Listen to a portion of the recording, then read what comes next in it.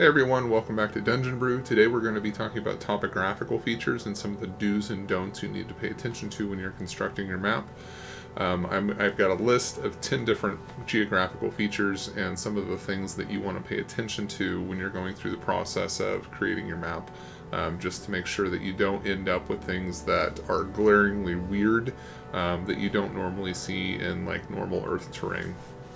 So top of the list is going to be mountains. These are one of the first things that I always put on my maps, besides the actual coastlines and outlines of the continents. And that's mostly just because the mountains have the most effect on the way that the climate or the weather patterns or other things like rainforests and deserts and plains and all of these things actually end up coming together on your world map. So you kind of have to put them in first if you're wanting to start including things like your forests and your plains and your deserts, because without the mountains you just don't really know where those things are going to end up at. So mountains are the first thing that I usually put on my map.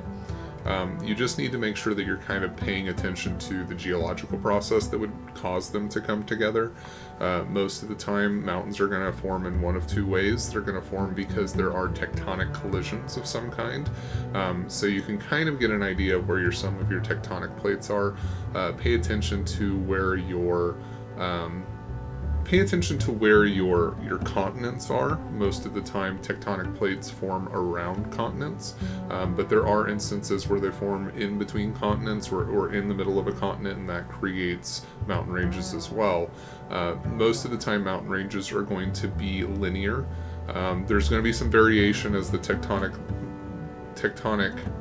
fault line moves, but you don't tend to have situations where your mountains are forming in circles or other strange type things. They're generally somewhat linear.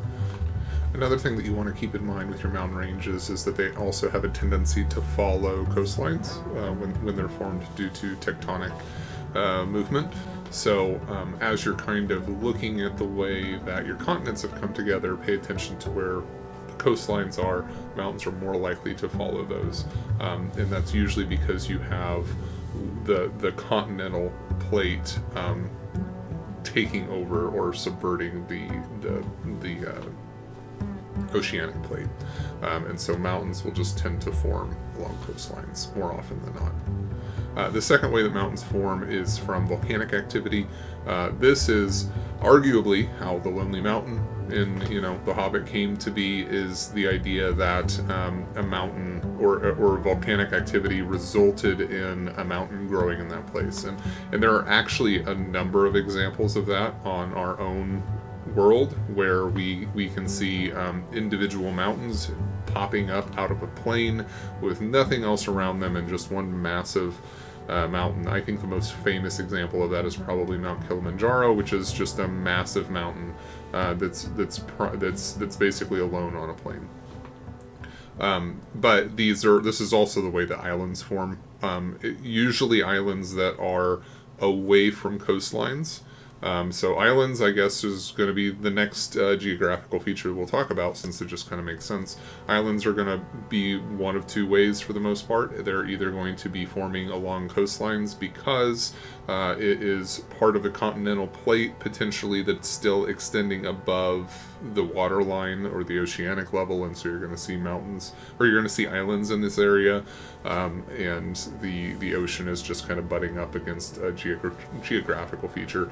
The second way that most islands are going to form are going to be because they are their volcanic activity. So this is the Hawaiian Islands.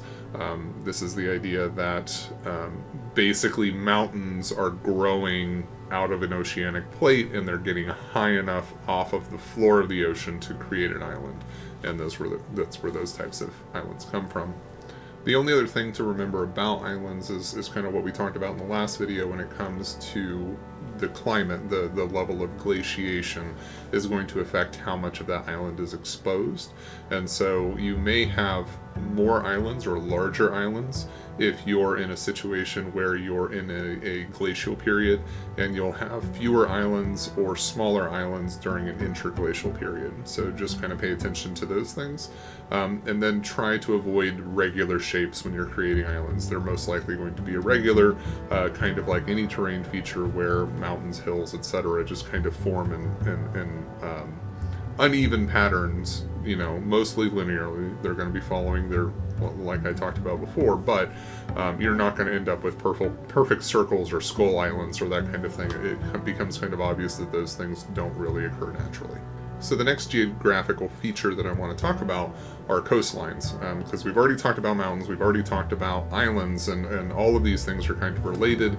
Coastlines are going to follow some of the same rules, which is that they're going to be irregular, they're not going to be perfect. There should be some jaggedness to this. If you're hand drawing, it's pretty easy to just kind of jitter as you're drawing.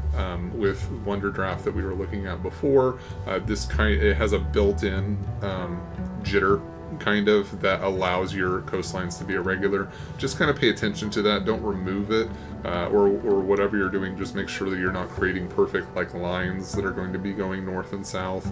There should be back and forth on it. Your coastlines are going to be affected by glacial periods and interglacial periods, particularly when you have things like fjords.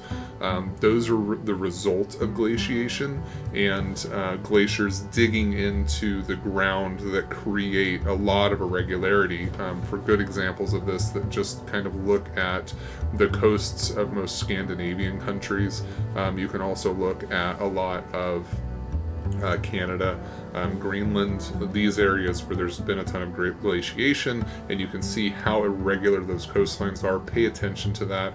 There should be more prevalence of that type of coastline in the northern or southern areas where glaciation would occur, and less of it towards the southern coastlines. The southern coastlines will be a little bit more even, just in the sense that there's not the huge jagged cuts that are being taken out of the coastline.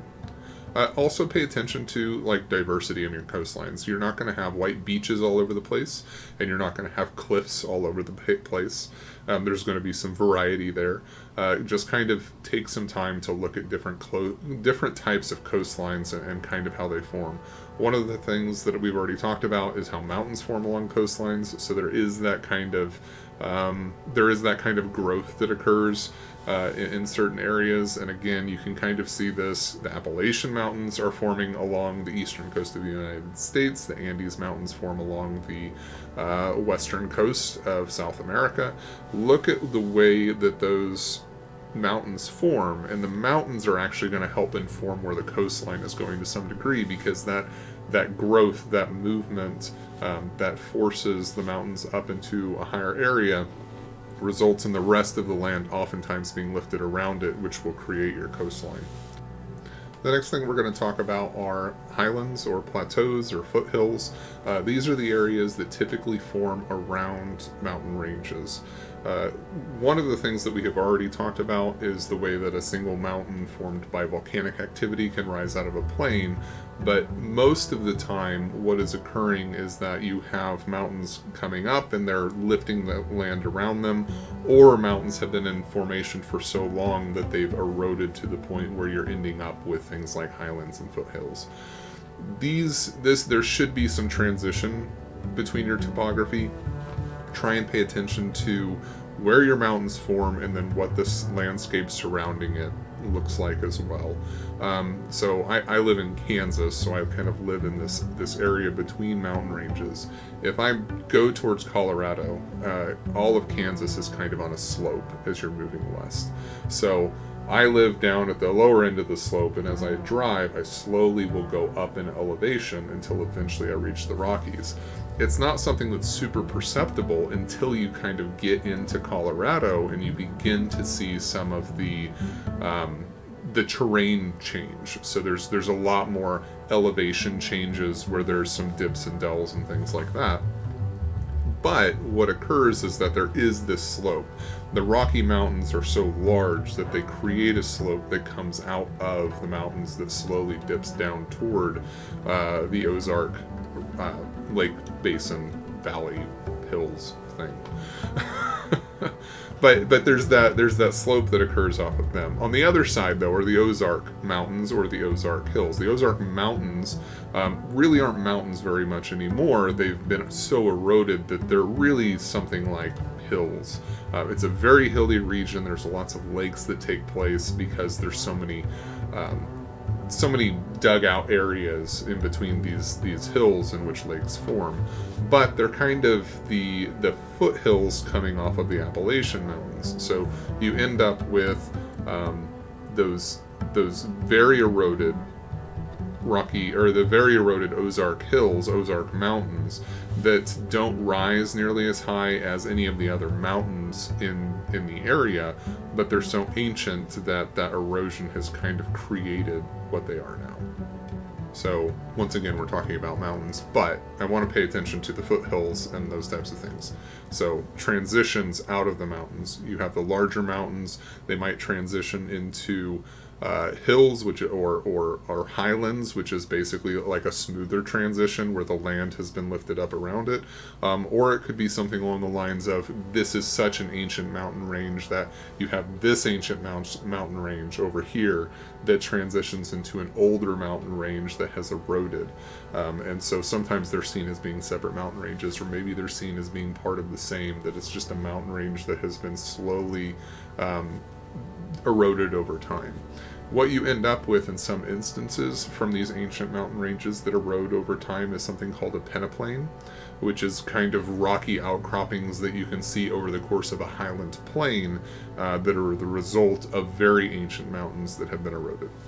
So as you're kind of creating this highland topography and your mountain ranges and the coastlines and all of these other things that are done by the physical effects of tectonic plates, then you start to consider things like water, potentially, like where water is flowing and how water is changing the landscape. So one of the things that we were talking about with coastlines is glaciers result in creating the changes in the coastline wherever glaciation occurs. The other thing that glaciers will do is they'll actually change the shape of mountains as well, and they will change in ways that will create things like valleys. So valleys oftentimes in mountains that are formed by glaciation are what are known as U-shaped valleys. And a U-shaped valley is one that is much smoother and kind of wider in a lot of senses, because it is the act of that glacier digging through that area. The bottom of these valleys are going to be filled with vegetation and life. There's going to be a lot more just greenery or life that occurs in these, assuming that you're in a region which receives enough precipitation, but those mountains are generally carved by glaciation. The other type of valley that you're going to see are V-shaped valleys, and those are carved by rivers, so rivers that are flowing through the area. So those are the two ways that your valleys are going to form. What you want to pay attention to is where the water is going, the direction of where glaciation would occur. So glaciers, like water, are going to try and move downhill. So you're going to see valleys going in specific directions, usually towards the coastline, or they're going to be trying to move away from wherever the mountain is highest, kind of a situation. So it's possible that your valleys move in different directions. It just kind of depends on the topography, and you need to ascertain that at the time of creation, more or less. But the result here is that you should be paying attention to where valleys are forming, where the rivers are at, where the glaciation occurred, and this is going to give more character to the mountain ranges that you create, and they're not going to look so bland coming across. So since we've been talking so much about glaciers again, one of the things that I want to mention is that glaciers have a ton of effect on other landscape features, other topographical features. So we've talked about coastlines, we've talked about mountains. Something else that they do with mountains is they create things called cirques, which are kind of these bowl-shaped sections within mountains, or amphitheater type shapes, like a U type thing that is more, we're not talking about like the U Valley, we're talking about like there's a mountain and it's been carved out in the center and then pushed away. And so those types of features can occur from glaciers. You also get things like glacial lakes. This is where the Great Lakes come from in the United States. So massive chunks of ground that have been moved away by the weight of the glacier, and you end up forming massive lakes in those places as well. They also create moraines, which is where chunks of the mountain have been pushed away. Some of the rocks get pushed down. And they also have a tendency to just move other topographical features that were caught up in the ice at the time. So you end up with these strange things like massive boulders out in the middle of a plain, or other things like that. Just kind of get creative a little bit with the way that glaciers have shaped your landscape. Paying attention to where the glacial periods and the interglacial periods take place, of course. If you're in a glacial period, many of these features may be hidden actually by the glaciers, so you don't see those. But if you're in an interglacial period, they're going to be more visible because those features have recently been formed, and so they're more noticeable. So something else that we're going to talk about are plains, which generally are kind of this. Generally, I think that they're something that folks just kind of go, mountains, it's plains in the middle, there's a forest over here. But plains are generally considered this kind of featureless area that exists in between other features that are more exciting. Keep in mind that plains do go through a geological process to be formed, which is usually just, it's the glaciation type situation where a bunch of sediment is being pushed out into a relatively flat area, or mountains are forming and the erosion that occurs off the mountains is causing, again, sediment to deposit. And what it does is it smooths out terrain features. But oftentimes you also have things which are rivers. Water movement also causes erosion to occur within plains, so you can end up with more interesting features. So again, Kansas, we have the Flint Hills. So there are these rocky outcroppings that is considered to be a relatively pretty area within Kansas, that if you're driving through it, but you see rocky outcroppings, Flint, being visible on the hills and where water flows and those types of things, because they've been exposed through erosion. So erosion can allow for terrain features to occur. One of the other things in Kansas is we have a ton of big rocks and boulders that appear just somewhere up north. And again, this is kind of the result of glaciation. It took a bunch of boulders and it just pushed them down into what is considered to be a plains area. These types of things are just the kinds of things that you might consider including in plains. There's also things that you can include, such as henges that might be man-made. But plains are generally considered to kind of be this wide open area, and so it's a natural place to build things like a henge. You have an ancient feature that is appearing on a plains that is not topographical necessarily, but it took something like these ancient stones that were deposited by a glacier and then moving them into a formation or a feature. But kind of think about those things when you're constructing not only the topography but the history. And this is kind of the stage where you can establish, where did this come from, where did these rocks come from, and they can be deposited on a plain in a certain way. So kind of along the same lines as plains are deserts, and mostly I just say this because I feel like they're kind of this filler topography that occur a lot of times, where mountains, forests, seas, rivers, there's a desert here, there's nothing there.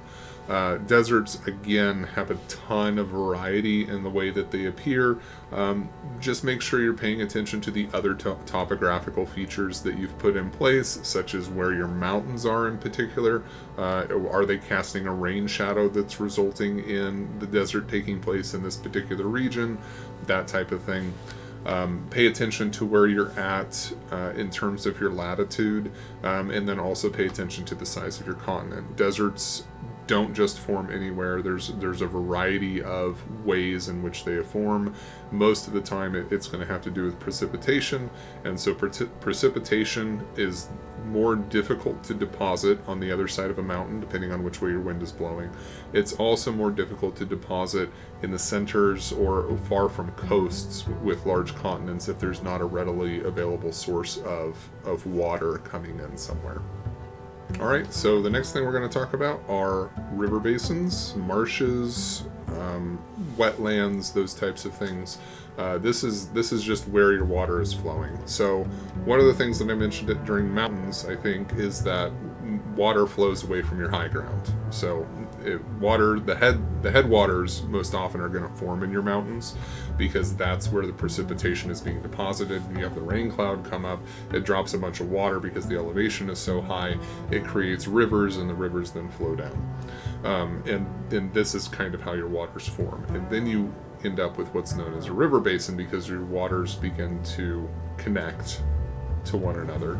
And briefly mentioning, rivers have a tendency to flow together. They do not have a tendency to flow together and then split back apart again. It doesn't make sense. If they're trying to flow towards a single channel, there's nothing that's really going to cause them to ever split up unless they come to a very flat area in which the water tends to start spreading out a little bit, and that's where you create things like marshlands, because the water is going into a low-lying area and it's just kind of spreading out and splitting. Another version could be it flows into a very deep basin and it creates a lake.